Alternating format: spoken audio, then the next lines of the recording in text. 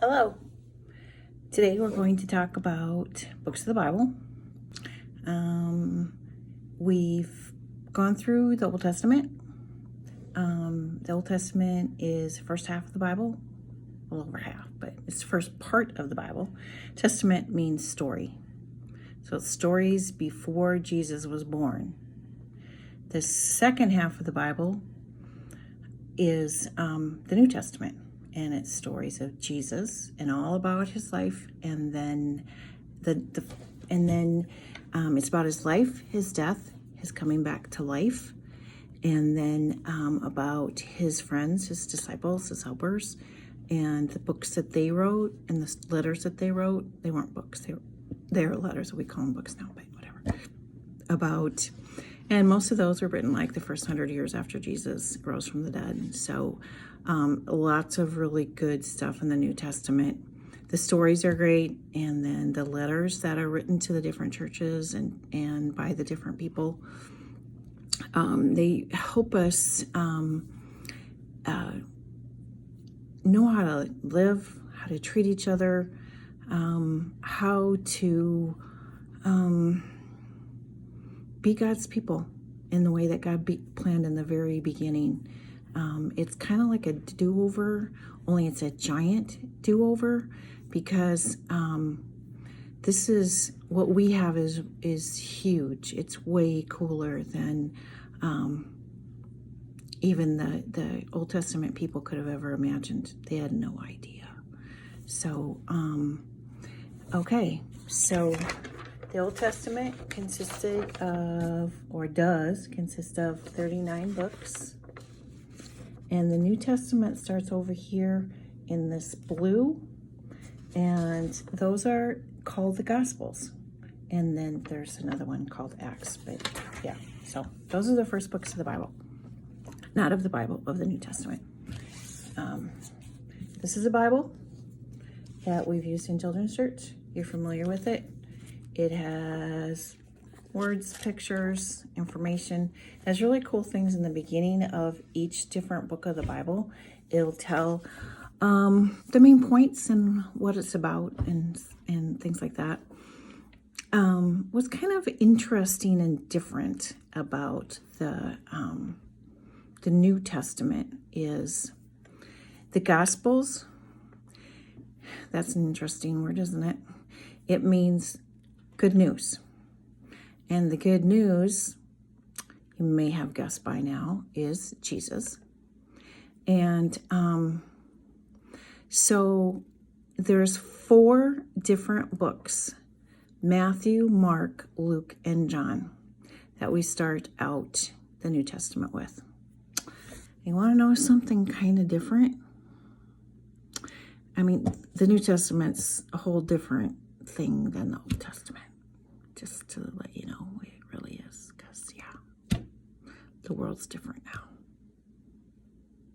But, you know, there's four books, 4 dudes, Matthew, Mark, Luke, and John, who God speaks to, his Holy Spirit speaks to. We'll talk a little bit about that in the book of Acts, which comes after the 4 Gospels. But yeah, so God has 4 books that tell the same story. I don't know, does that seem weird to you?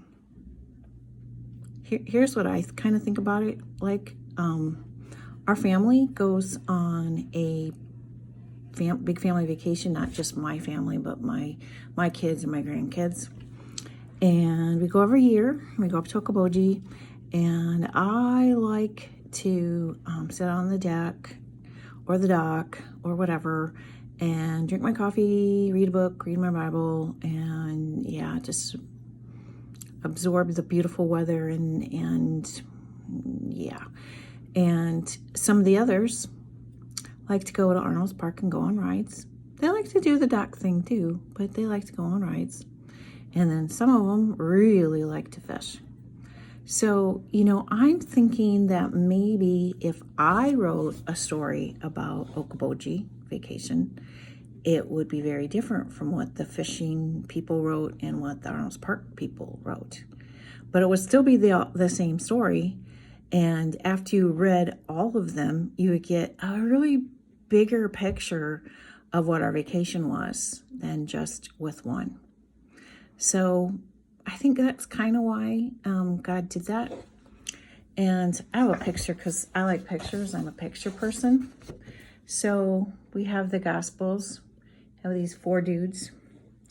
We have Matthew, who was a tax collector. You can kind of see that in that picture.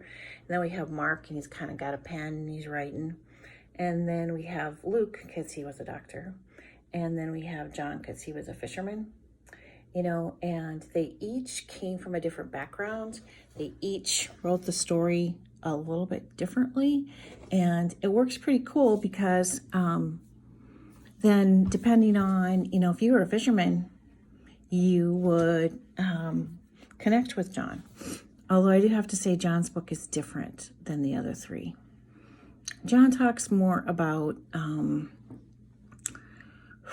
what Jesus was like, and a lot more focus on Jesus and the things he taught, the harder stuff that he taught.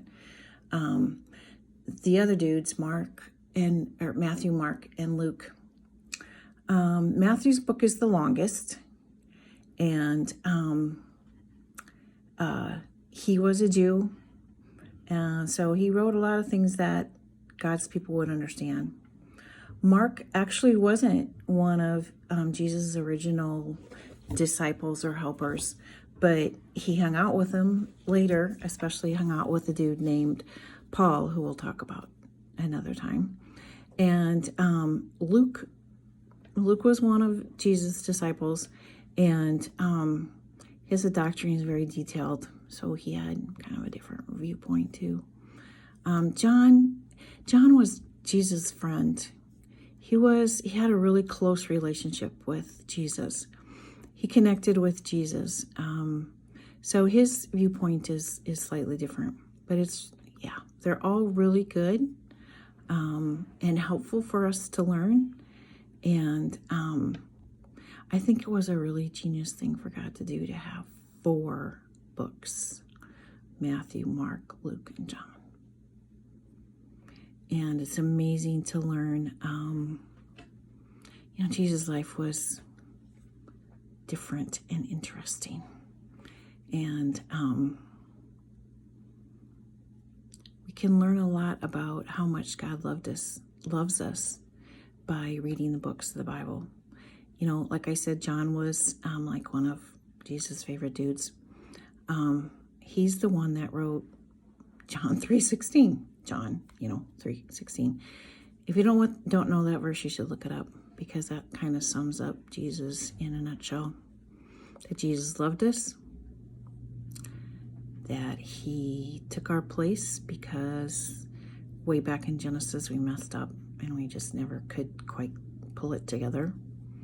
So there had to be a punishment, and Jesus took our punishment. And he really was the only one that could do it, and do it completely. And he willingly took our punishment by dying on the cross. Yikesers. But he rose back from the dead. He came back alive. And you know what he asks us to do? He asks us to believe. And he asks us to surrender our lives and our hearts. That means that we go, you're right, God, I cannot, just like all the people in the Old Testament, I can't pull it together on my own. So Lord, we say, God, thank you for taking my punishment. And now I ask your help. I ask for your Holy Spirit to help me to do the right thing. And he does. God helps us. He gives us the will, the desire, the power to do the right things. Pretty cool stuff. New Testament's amazing. Jesus is amazing. The rest of the Bible is lots of cool stuff. But it all fits together, and it's all about Jesus. Next week, we're going to talk about another cool book.